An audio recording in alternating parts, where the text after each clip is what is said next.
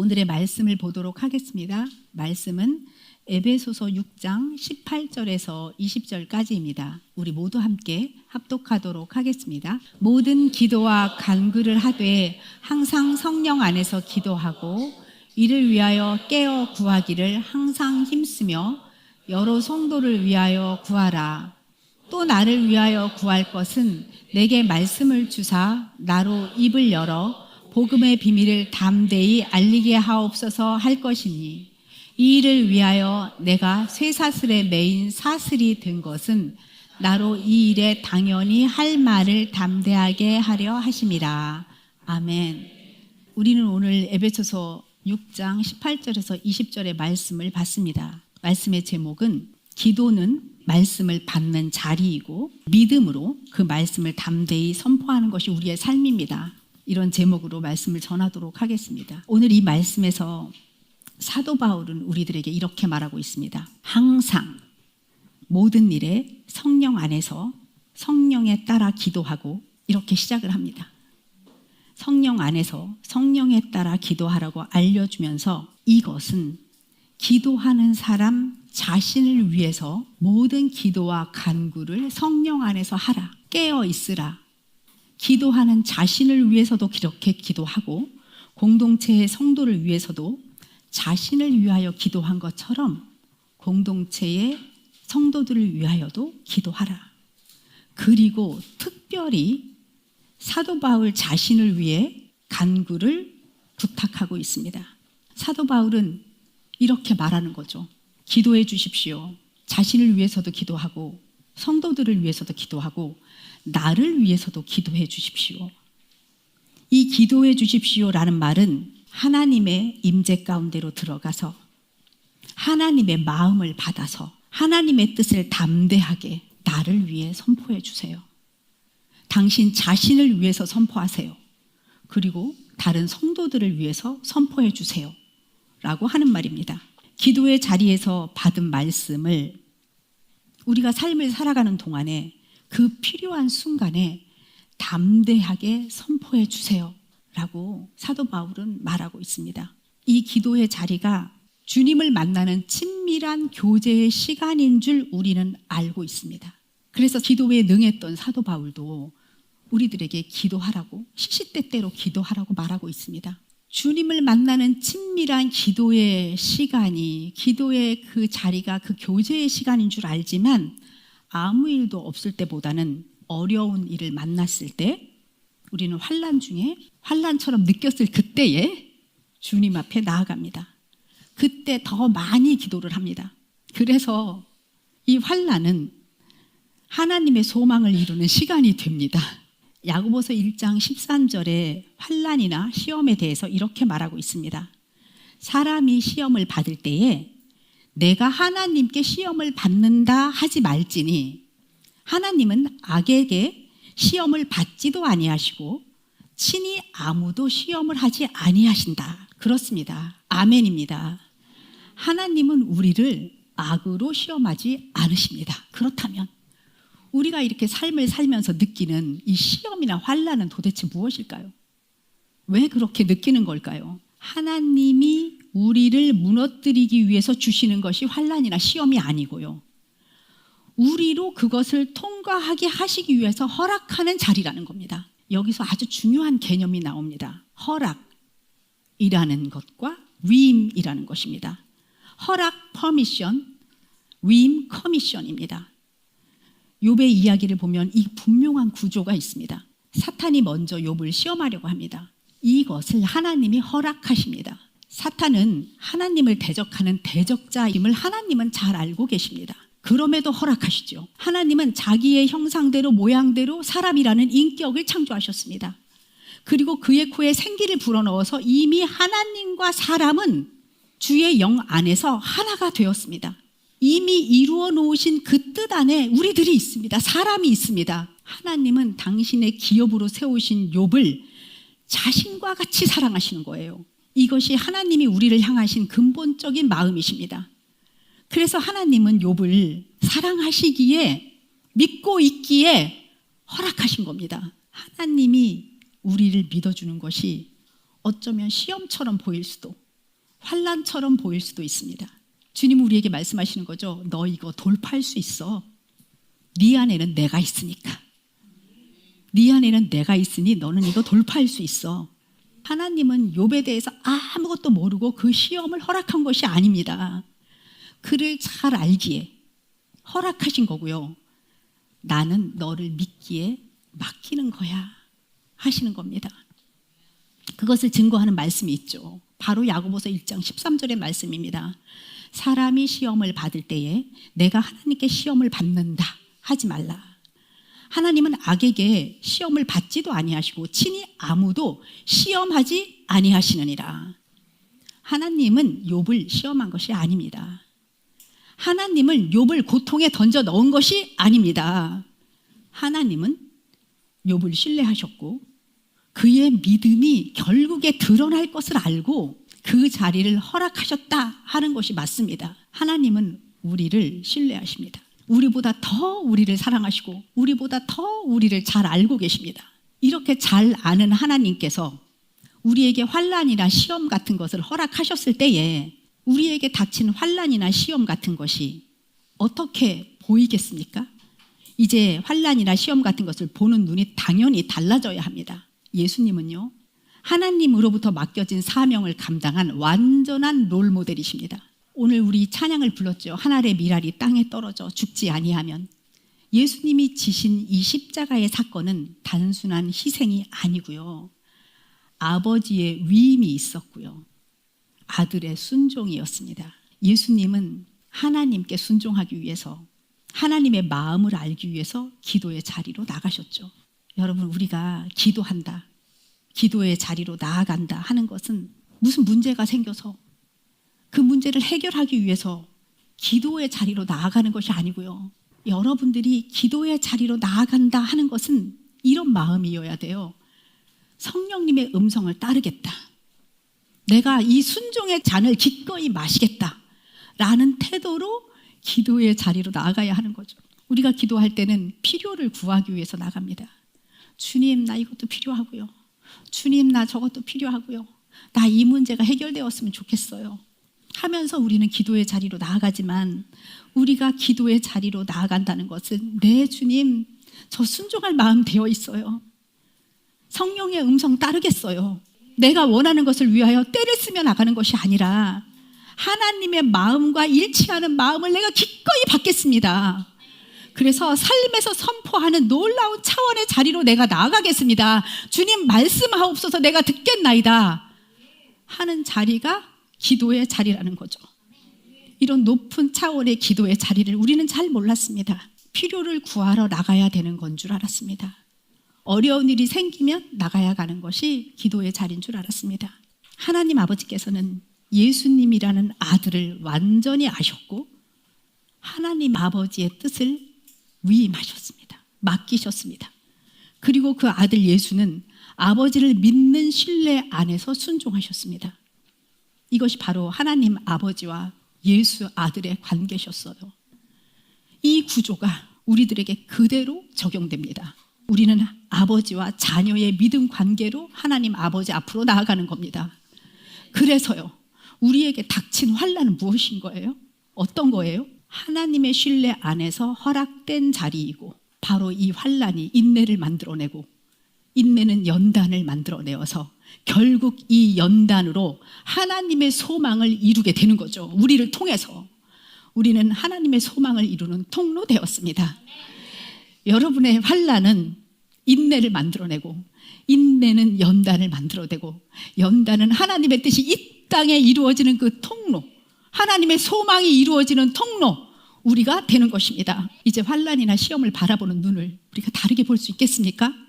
아멘. 신앙 공동체 여러분, 우리는 지난주에 일상에서 일어난 일을 믿음 안에서 담대히 마주하는 일이 있었습니다. 각자의 마음에서 올라오는 생각과 감정을 직면했고요. 직면하면서 나의 수준을 보았겠죠. 내가 어떤 수준의 혼을 갖고 있는지, 나의 심중에는 어떤 것이 심겨져 있는지 여러분들은 보았을 겁니다. 영의 생각을 따르는 성령님과 동행하는 삶에 여러분들은 동참했을 거고요. 하나님께서 우리들을 통해 나타나신 것들을 여러분들은 삶에서 보았습니다. 여러분, 우리 공동체에 막 올라오는 그 중보 기도를 여러분들이 바라보는 그 시선이 너무 수준이 너무 높으세요. 그래서 저는 그 여러분들이 중보 기도하는 그 모습을 보면서 와, 성령님과 동행을 이렇게 겸손하게 따라가다니, 이렇게 영의 음성을 듣고 선포를 하다니, 참 이분들 대단하구나. 높은 수준을 가지셨어. 발걸음이 참 귀하고 참 존중받아 마땅하신 분들이구나 하는 생각이 들었습니다. 우리가 어떤 일에 믿음으로 반응하고 믿음으로 선포하고 믿음으로 영생으로 나아가는 지금 여기 이 순간을 너무 잘 사시는 거예요. 이 카이로스, 하나님과 연결된 이 시간을 여러분들은 너무 잘 살고 있는 거예요. 아, 이 시간 나에게 맡기신 시간이구나. 이 시간 나에게 맡긴 자리구나. 이것을 여러분들이 이미 알고 선포하시는 거예요. 아멘. 하나님 아버지가 아들에게 하나의 미랄이 되어서 인류의 구원을 맡기신 것처럼 하나님은 우리들 한 명 한 명에게 생명을 낳는 자리를 맡기셨습니다. 여러분 앞에 닥친 환난과 시험이라는 것을 통과하면서 반드시 여러분들은 영혼 구원으로 열매 맺게 됩니다. 내가 영혼 구원이 되고요. 나를 통해서 다른 사람들의 영혼이 구원되는 놀라운 통로가 바로 여러분들이십니다. 다시 한번 오늘 주신 말씀을 소리내어 읽어보겠습니다. 함께 합독하겠습니다. 모든 기도와 간구를 하되 항상 성령 안에서 기도하고 이를 위하여 깨어 구하기를 항상 힘쓰며 여러 성도를 위하여 구하라.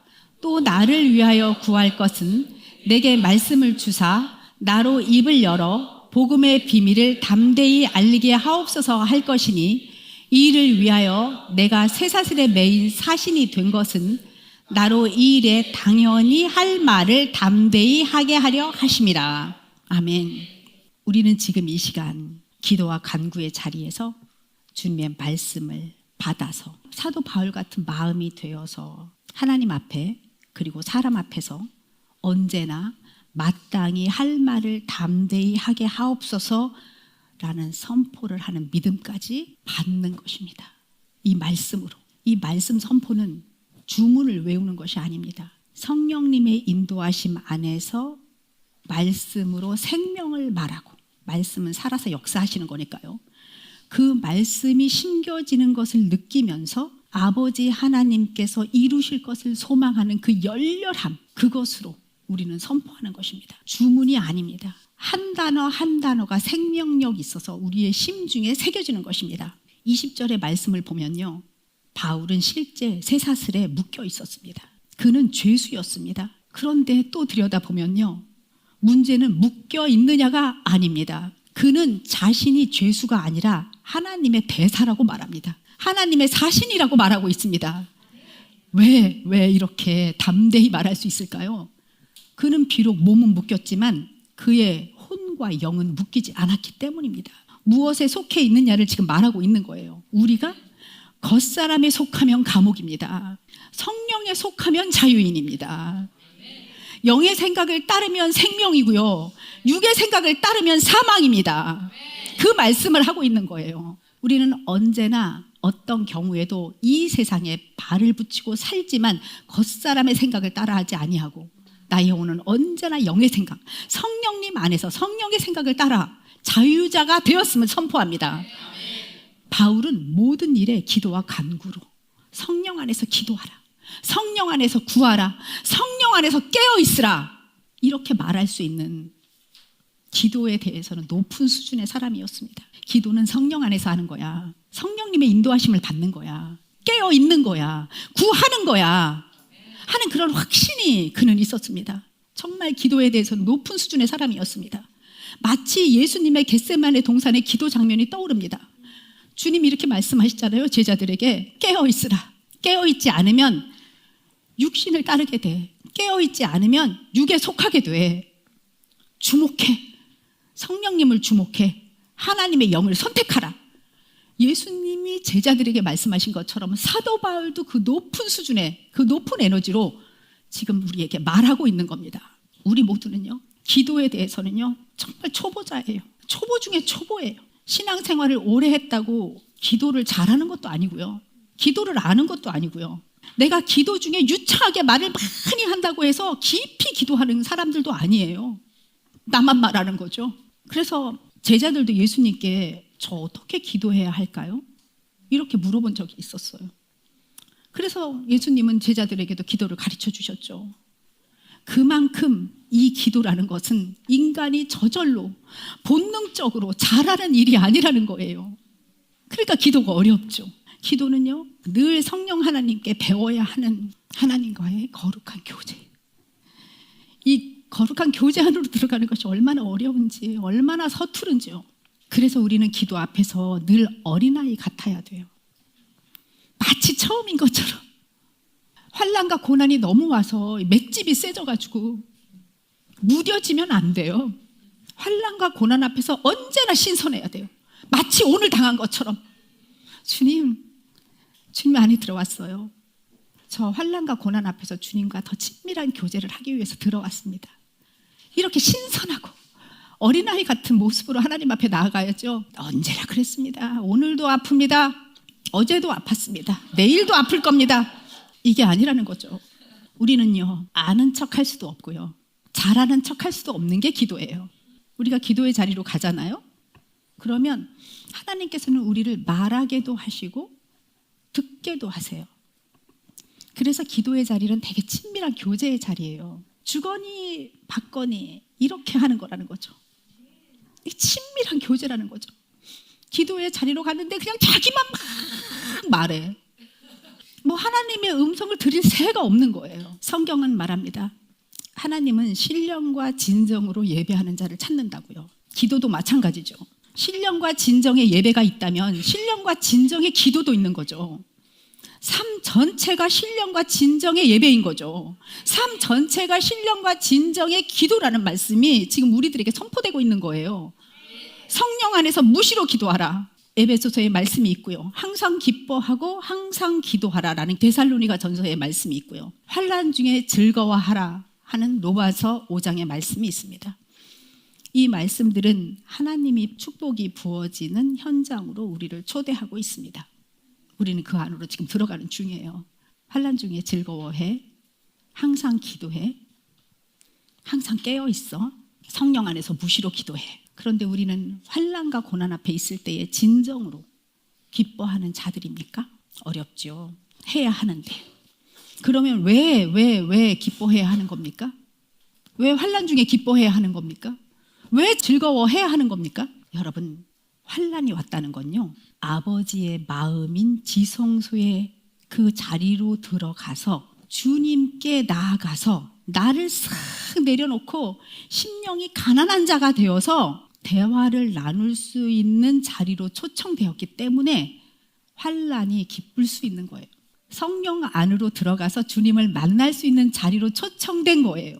이 초청은 복의 근원인 하나님 아버지의 놀라우신 은혜를 입는 자리라는 거죠. 우리 공동체는 지난주에 한 가정에 닥친 고난이, 그 문제가 결국 축복으로 이어지는 것을 보았습니다. 우리 모두는 즐거웠습니다. 그 모습을 보면서. 그래서 이 고난은 문제가 아니라 주님과 깊은 대화를 나누는 자리로, 하나님의 임재 안으로 들어오라는 부르심이라는 것도 알았습니다. 우리 모두는 그 가정의 문제를 나의 것으로 삼아서 다 그 자리로 담대히 들어갔습니다. 사랑 안으로 들어가서 잠잠히 성령님의 음성에 귀를 기울였습니다. 그때 우리들의 기도의 내용이 바뀌기 시작했습니다. 여러분들이 선포하기 시작했습니다. 살려주세요가 아니었습니다. 주 안에 들어가서 나요 했던 나를 다 버리고 심중을 싹 비우고 순전하게 심령이 가난한 자로 주님 앞에 서게 된 거예요. 그래서 이 고난을 보는 것이 아니라 감사를 외치기 시작했습니다. 이미 이 일로 변화된 하나님의 한 자녀의 영혼을 우리는 심중에 심었습니다. 이 일로 누구는 하나님을 만나게 되었습니다. 이 일로 누구는 하나님 앞으로 돌아오는 자가 되었습니다. 이 말씀의 금은방과 같은 그 누구의 중보 기도가 이 일로 이끌었고 합력하여 선을 이루시는 하나님의 오른손이 이 일을 행하셨습니다. 우리는 이것을 목도했습니다. 그래서 우리는 이렇게 외칠 수 있었어요. 주님, 이 상황 속에서도 우리는 주님 앞에서 사랑을 노래합니다. 이제 주님의 사랑으로 나를 채워주십시오. 성령 안에서 주님의 마음으로 노래하게 하십시오. 이것이 바로 성령께서 인도하는 그 기도의 자리였다는 거죠. 그래서 우리는 기도가 문제 해결의 도구가 아니라 하나님과의 사랑의 교제의 장이라는 것을 우리는 어제 알았습니다. 여러분들 다시 한번 여러분들이 선포한 거 살펴보세요. 놀랍습니다. 어떻게 그렇게 담대하지? 어떻게 그렇게 담대하게 선포할 수 있지? 이 용기는 뭐야? 여러분들은 정확하게 선포하셨습니다. 정말 놀라웠습니다. 기도는요, 상황을 바꾸기 전에 여러분들을 바꿨어요. 나를 바꿨습니다. 나를 통해 하나님의 뜻을 이루는 자리가 바로 기도라는 거죠. 그래서 결국에요, 환난은 우리를 무너뜨리는 것이 아니라 우리를 더 깊은 자리로 이끄시는 것입니다. 이끄시는 그 문이 환난이에요. 기도는 그런 거예요. 문제로 인하여 주님 앞으로 나아가게 되지만 결국 우리는 사랑을 노래하는 자가 되어서 주님 이러면서 승리의 그 깃발을 꽂는 거예요. 성령님이 인도하시는 대로 고백하는 자리가 기도의 자리가 아니겠습니까? 이렇게 물 흐르듯이 이렇게 흘러가는 것이 기도의 자리가 아니겠습니까? 성령 안에서 기도한다는 것이 자연스러워야 되는 거 아니에요? 딱 이렇게 각을 잡아야 되는 거예요? 걸으면서 기도하고 싶고, 운전하면서 기도하고 싶고, 풀 뽑으면서 기도하고 싶고, 그냥 기도가 숨 쉬는 것처럼 기도하고 싶어요. 그게 기도죠. 하나님이 방법을 원하십니까? 하나님이 이 시간에는 꼭 기도해야 돼, 이런 걸 원하십니까? 장소를 원하는 거예요. 이 장소는 거룩한 곳이야, 이런 게 있습니까? 우리가 교회잖아요. 우리가 움직이는 모든 것이 기도의 자리 아니겠습니까? 기도는 내가 하고 싶은 말을 쏟아내는 시간이 아니에요. 정말 잠잠히 듣기도 하고 가만히 기다리기도 하는 것이 기도라는 시간입니다. 그래서 하나님으로부터 말씀을 받고 그 말씀을 내 입으로 선포하는 자리, 기도는 하나님의 마음을 그대로 받아서 믿음의 선포로 나아가는 자리, 그러면서도 자유한 자리. 하나님께서는 사도 바울에게 깨달음을 주시거든요. 어떤 깨달음을 주냐면 전신갑주에 대한 말씀을 하세요. 우리는 보이지 않는 세계와 싸워. 보이지 않는 세계에는 어둠의 주관자들이 있다. 악한 영들이 존재해. 너희가 의식하든 의식하지 않든 전투는 진행 중이야. 너희들은 지금 이미 그 전쟁, 그 전투 안에 있어. 그래서 바울은 말하죠. 하나님의 전신갑주를 입으라. 왜? 서기 위함입니다. 무너지지 않고 승리하기 위함입니다. 이 전신갑주가 뭐예요? 진리의 허리띠, 의의 흉배, 복음을 전하는 신, 믿음의 방패, 구원의 투구, 말씀의 검, 이 모든 것이 우리를 보호하는 갑옷이 됩니다. 이 전신갑주 갑옷을 설명한 다음에 마지막에 바울이 말하는 것이 중요한 말을 하는데 바로 이 오늘의 말씀이에요. 영적 전쟁의 결말이 기도라고요. 진리의 허리띠, 의의 흉배, 복음을 전하는 신, 믿음의 방패, 구원의 투구, 말씀의 검을 들고 기도의 자리로 나아가라. 모든 기도와 간구로 무시로 하되 성령 안에서 기도하고 시시때때로 하고 깨어있고. 성령 안에서의 기도는 이 영적 전쟁터에서 내가 방향을 정하고 뛰는 것이 아니라 성령님께 인도받는 것이다. 기도의 자리는 내가 원하는 것을 말하는 것이 아니라 성령님 안에서 말씀을 받아 선포로 나아가는 것이다. 그래서 전신갑주를 입는 것만으로 끝이 아니야. 성령 안에서 기도할 때에 그 갑옷이 살아서 움직인다. 말씀이 살아서 역사한다. 그리고 그 기도는 결국 말씀을 받아 담대히 선포하는 자리로 나아가는 거다. 그래서 바울이 이렇게 말하는 거죠. 내게 말씀을 주사 나로 입을 벌려 복음의 비밀을 담대히 말하게 하옵소서. 내가 마땅히 할 말을 담대히 하게 하옵소서. 결국 우리는요, 말씀을 선포하게 됩니다. 그래서 심중을 더욱더 채우고요, 그 보물함을 더욱더 채우고요, 그 심중이라는 영토를 확장하게 됩니다. 우리는 그래서 영적으로 승리하게 되는 것입니다. 사도 바울이 또 말하고 또 말하고 또 말하는 것은 성령 안에서 기도해야 된다는 거예요. 기도와 간구를 하되 항상 성령 안에서 해라. 성령 안에서 기도한다는 것이 매우 중요합니다. 도대체 성령 안에서 기도하는 게 뭐야? 여러분, 기도 중에 임하신 성령님을 사도행전 2장에서 찾아볼 수 있습니다. 사람들이 한 다락방에서 기도하고 있었어요. 모여서 기도하고 있는데 갑자기 강한 바람이 불었어. 그리고 성령이 불에 혀같이 갈라지면서 그들 위에 내려오셨고 그들이 다 성령 충만함을 받고 방언을 말하기 시작했어요. 이날 이 오순절 다락방에 임하신 성령님의 임하심이 예수 그리스도 안에서 성령님의 통치를 받아 우리 그리스도 지체들이 성령 안에서 하나의 몸이 된 날이에요. 한 성령이 모든 사람에 부어졌기 때문에 예수 그리스도가 머리이시고 우리가 지체된 모두가 성령 안에서 성령 세례를 받게 된 날이에요. 한 사람 한 사람이 교회로 다 세워진 날이 되었습니다.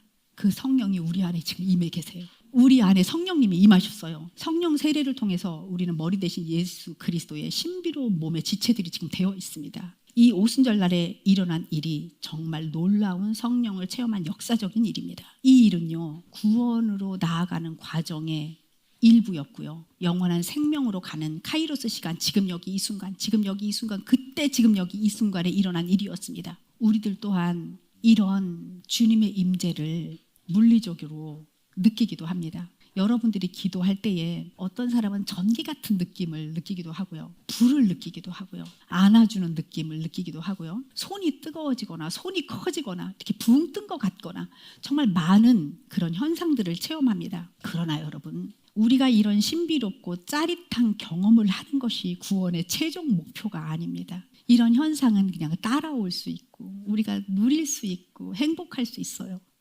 그런데 이 경험이 구원의 최종 목적이 아니고요. 하나님의 능력 나타나시 그것을 너무 사모하지만 그것 또한 구원의 최종 목적은 아니에요. 모든 것들 위에 구원의 궁극적인 목적은 요한복음 17장 3절에 있는 그 말씀, 영생은 곧 유일하신 참 하나님과 그가 보내신 예수 그리스도를 아는 것입니다. 영생은 곧 유일하신 참 하나님과 그가 보내신 예수 그리스도를 아는 것입니다. 구원의 최종 목적은요, 우리가 하나님을 알게 되는 거예요. 이 성령님이 인도하시는 최종 목적은 우리가 주님 앞으로 들어가서 우리를 주님 앞으로 이끌어 가셔서 우리가 더욱 하나님을 알고 그분과 교제하고 그 살아계신 하나님과의 그 사귐의 시간을 누리는 것, 그것이 성령님께서 우리를 인도하시는 매일매일 일상의 경험이에요. 그것이 바로 기도의 자리라는 거예요. 형식을 갖추는 것이 아니어도 늘 숨쉬듯이 하나님을 갈망하고 성령님 안에 내가 있지를 늘 생각하는 것. 성령님이 내 안에 계시는데도 불구하고 그건 그거고 저건 저거가 아니라 성령님이 내 안에 계시지를 내가 인식하는 거예요. 우리 이런 신비한 체험, 은사적인 거에 대해서 좀 쉽게 설명을 해볼게요. 어느 인격이 고매하신 한 여인이 있었어요. 그분이 며느리를 맞이했습니다. 근데 이 며느리는 좀 욕심이 많은 사람이었어요. 근데 너무 시어머니가 보기에는 너무너무 사랑스러운 거예요. 그 며느리가 욕심이 있던 말던 너무 사랑스러워. 그래서 이 여인은, 이 교매하신 여인은 며느리가 너무 예뻐서 금반지도 해주고 다이아 반지도 해주고 집도 사주고 차도 사주고 옷도 사주고 그냥 최고급으로 며느리에게 선물을 많이 주었어요. 그래서 이 며느리는 누가 봐도 모든 것에 부족함이 없는 로얄 중에 로얄로 살았어요. 최고의 클래스로 살았어요. 그런데요, 이 선물이 며느리의 근본적인 인격을 바꾸지는 못하는 거예요. 그 시어머니가 며느리를 너무 사랑해도, 그래서 선물을 막 줘도, 선물을 누리기는 해도 인격이 바뀌지는 않는 거예요. 자, 다시 생각해 볼게요. 우리가 하나님으로부터 성령의 은사를 선물로 많이 받았어요. 방언의 은사도 받았고 통변의 은사도 받고 지식의 은사, 지혜의 은사, 막 예언도 하고 막 병도 고쳐 메시지도 잘 전해요. 막 깨달음이 막 있어요. 그런데 삶에서 내 인격이 변하질 않아요. 막 치유가 막 나타나는데 예언도 하는데, 그러면 그 은사가 내게 도대체 무슨 유익이 있는 거예요? 그 하나님의 선물이 내게 무슨 유익이 있는 거예요? 열매가 없는데요. 근데 은사도 있고 인격도 바뀌면 너무 아름답겠죠? 근데요, 우리의 인격이 바뀌어지는 아주 최고의 길이 있어요. 열매를 주님께서 나를 통해 거둘 수 있는 최고의 길이 있어요. 뭔지 아세요? 우리가 주님 앞에 나아가 주님, 저는 더 이상 내 힘으로 아무것도 못합니다 할 때예요. 주님, 나를 통치해 주세요. 순종으로 당신의 사랑 안으로 나는 들어가길 원해요. 이 고백이 나를 통치할 때에 물이 바다를 덮음같이 여호와의 영광이 나를 덮는 거고요. 성령의 통치가 시작이 되면 내 삶 전체가 덮이는 거예요. 존재 전체가 변화가 되는 거예요. 여러분, 존재의 변화를 원하십니까? 아멘. 저도 존재의 변화를 원합니다. 우리가 심령이 가난해지면 성령의 열매가 나타나 나의 영혼 몸이 잘 정렬되어져 갑니다. 그래서 환난 중에 기뻐하라고 하는 거예요. 최고의 길이에요. 아멘. 이 고난을 통과하면서 성령께서 열매를 맺게 하셔서 우리들을 통해 거두시는 이 열매는 상급으로 보장되는 하나님께서 기뻐하시는 열매가 됩니다. 아멘. 그럼 오늘 바울이 말하는 진정한 기도는 뭐예요? 진정한 기도. 어떻게 나아가야 될까요? 요한복음 4장에 보면요, 예수님과 사마리아 여인이 말을 하는 게 나와요. 그 대화 가운데서 사마리아 여인이 생각하거든요. 하나님을 예배하는 것에 대하여 자기 생각을 말해요. 이 여자가 말하기를 우리 조상들은 이 산에서 예배를 했다고 하는데 당신들 유대인들은 예배할 곳이 예루살렘에 있다 하더이다. 그러니 주님께서 그 말씀을 들으시고 예배에 대해서 제대로 알려주세요. 여자여, 내 말을 믿으라. 믿으라 이렇게 말씀하시거든요. 내 말을 믿으라. 이 산에서도 말고 예루살렘에서도 말고 너희가 아버지께 예배할 때가 이르니라. 아버지께 참으로 예배하는 자들은 신령과 진정으로 예배할 때가 오나니 곧 이때라. 아버지께서는 이렇게 자기에게 예배하는 자들을 찾으신다. 그러면서 더 섬세하게 설명을 하시는데 하나님은 영이시니 예배하는 자가 신령과 진정으로 예배할지니라. 예수님은 이 여인에게 이렇게 말하는 거예요. 이 예배에 대한 너의 개념 자체가 잘못된 거야. 예배는 장소와 시간과 형식과 이런 것이 아니야. 그것은 물질적이고 지엽적인 거야. 사실 그녀가 생각했던 예배는 예배가 아니었던 거예요. 우리는 이 산에서 예배를 드려요. 조상들부터 해왔던 그 형식에 따라서 우리는 거룩하게 예배를 드립니다라고 얘기를 하는 거예요. 그런데 예루살렘에서 예배를 드린다고 하더라고요. 뭐가 맞는 거예요?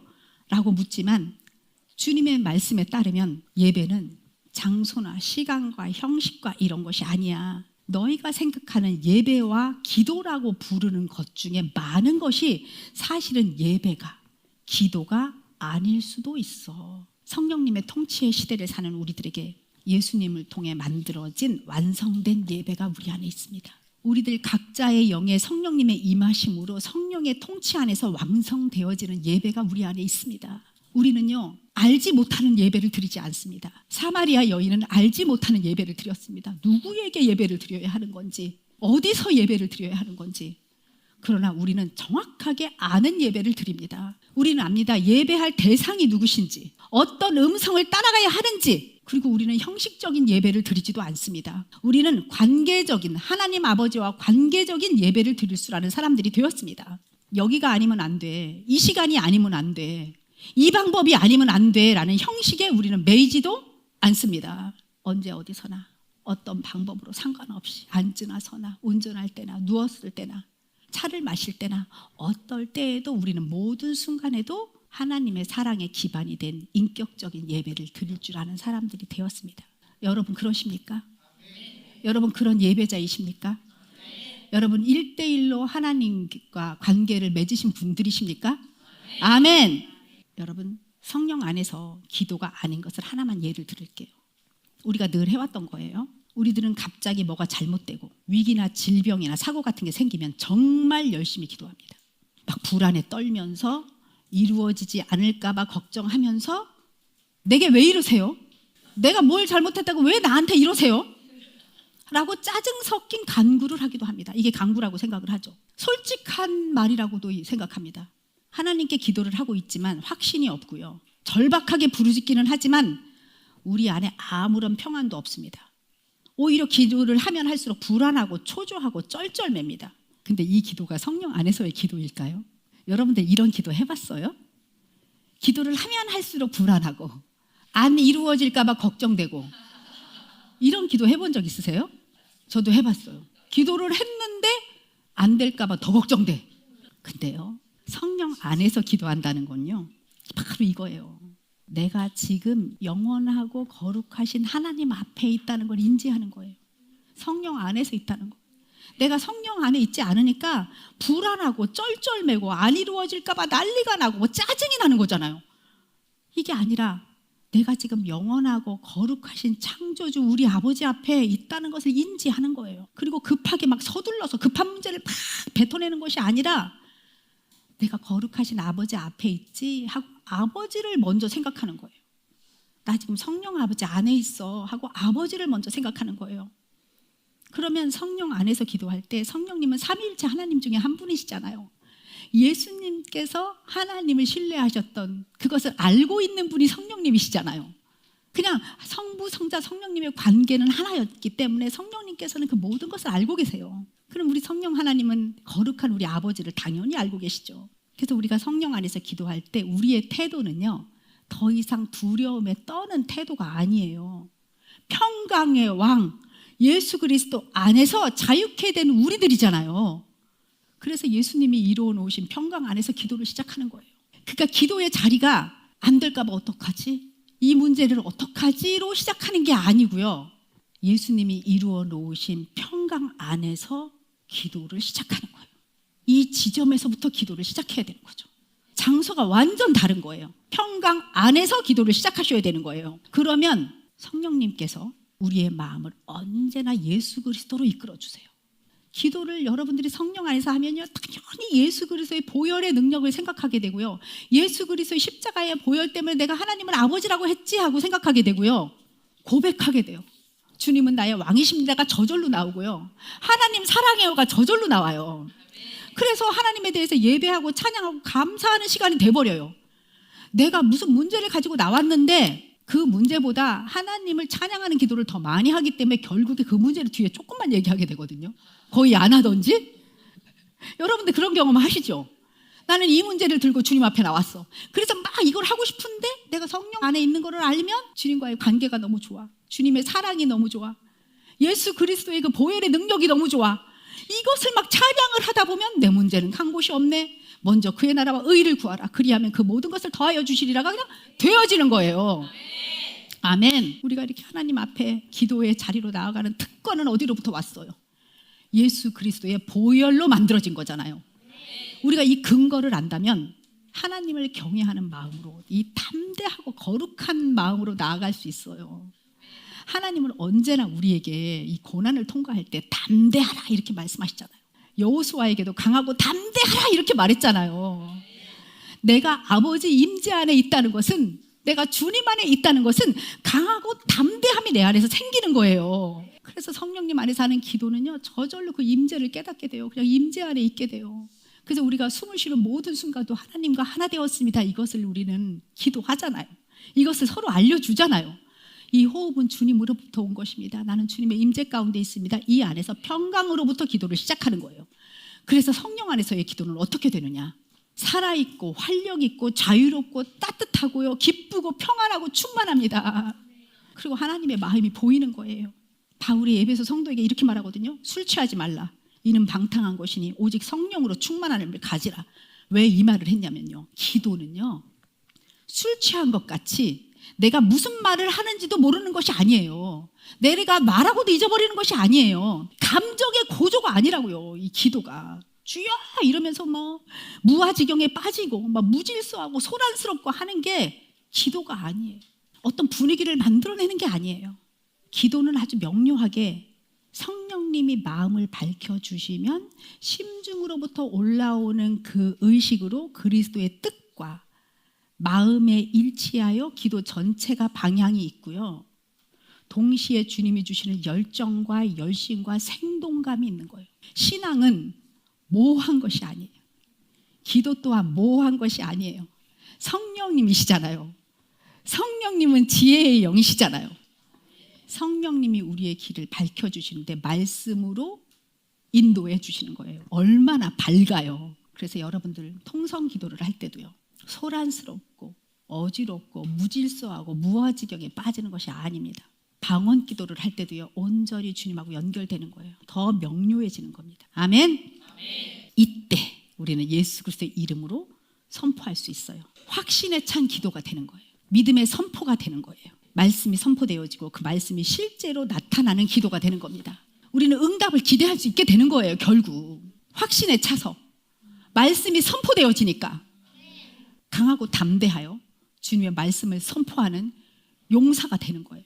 정말 말씀대로 말하여 주의 뜻이 이루어지는 것이 우리 삶에서 나타나는 거예요. 이 믿음을 가지고 신앙생활하는 겁니다. 신앙은 모호한 것이 절대 아닙니다. 하나님 아버지께서는 성령, 지혜의 영을 우리에게 부으셨습니다. 그래서 우리는 더 명료해져야 되고 우리는 더 똑똑해지는 겁니다. 아멘.